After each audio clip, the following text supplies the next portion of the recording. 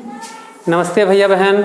आज हम आप सबको चाँद सितारे यूट्यूब चैनल में कक्षा 12 की जीव विज्ञान अध्याय 2 पुष्पी पौधों में लैंगिक जनन का पार्ट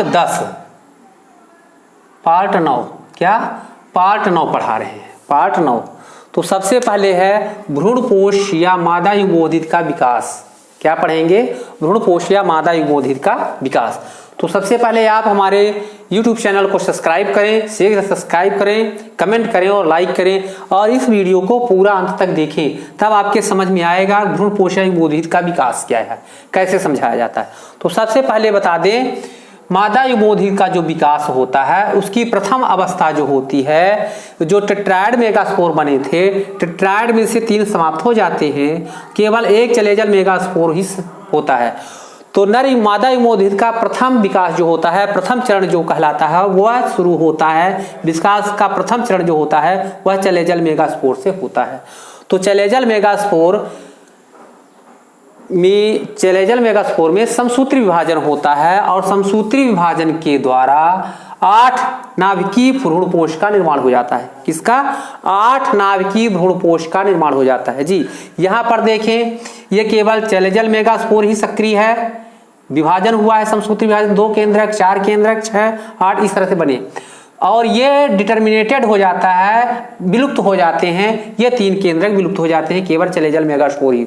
तो जब समसूत्री विभाजन होता है तो यह किसमें आ जाता है? 2 से 4, 4 से 8। तो 8 नाभिकीय भ्रूणपोष, एक केंद्रक का विभाजन होता है और इसमें 8 नाभिकीय भ्रूणपोष का निर्माण हो जाता है। 8 नाभिकीय भ्रूणपोष में जो सबसे ऊपर होती हैं तो 2 सहायक केंद्रक होते हैं, 2 सहायक केंद्रक, एक अंड केंद्रक और 2 ध्रुवी केंद्रक और 3 प्रतिमुखी केंद्रक होते हैं। तो इस प्रकार से 8 केंद्रक होते हैं। तो जब समसूत्री विभाजन होता है तो केवल 8 केंद्रक बनते हैं। जो ध्रुवी केंद्रक होते हैं यह आपस में संयुग्मित हो जाते हैं और 2 नाभिक संयुक्त होकर एक केंद्रक बनाते हैं, जिसे हम कहते हैं द्वितीय केंद्रक। तो जो भ्रूणपोष बना, मादा युग्मोद्भिद बना, वह परिपक्व मादा युग्मोद्भिद की संरचना ये है।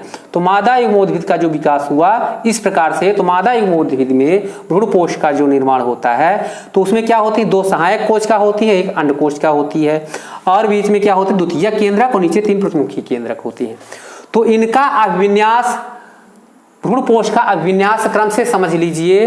भ्रूणपोष का जो सबसे ऊपरी केंद्रक होते हैं उन्हें हम कहते हैं सहायक केंद्रक और उसके नीचे जो होता है वह एक केंद्रक एग कहलाता है, अंड कहलाता है। और फिर आता है द्वितीय केंद्रक। तो 2 ध्रुवी कोशिकाएं मिलकर के एक द्वितीय केंद्रक का निर्माण करती हैं जो बीच में स्थित होता है। फिर 3 जो केंद्रक होते हैं, ये तीनों केंद्रक सबसे नीचे जो हैं प्रतिमुखी केंद्रक कहलाते हैं।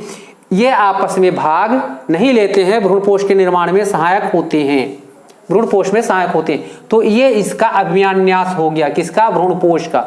तो भ्रूणपोष की संरचना भी हम बताए थे डिटेल में, भ्रूणपोष की संरचना बनाए थे, वो अंदर की संरचना ये है, बीजांड की संरचना बनाए थे। तो सबसे अंदर ये हम बताए थे 8 केंद्रक का वहां वर्णन किए थे। तो क्या लिखेंगे? भ्रूणपोष या मादा युग्मोद्भिद का विकास जो होता है वह चलेजल मेगास्पोर से प्रारंभ होता है। चलेजल मेगास्पोर में समसूत्री विभाजन होते हैं जिसमें से 2 केंद्रक, 2 से 4 और 4 से 8 केंद्रक वाला नाभिक वाला भ्रूणपोष बन जाता है और 8 वाला भ्रूणपोष नाभिक बन जाता है। तो 8 के नाम बता देते हैं। सबसे ऊपर जो होता है 2 सहायक केंद्रक कहलाते हैं, बीच नीचे उसके जो होता है एक अंड केंद्रक कहलाता है और सबसे बीच में जो 2 केंद्रक होते हैं वो ध्रुवीकाय केंद्रक कहलाते हैं और 3 प्रतिमुखी केंद्रक जो सबसे नीचे होते हैं आधार से माइक्रोपाइल के पास, वह प्रतिमुखी केंद्रक कहलाते हैं।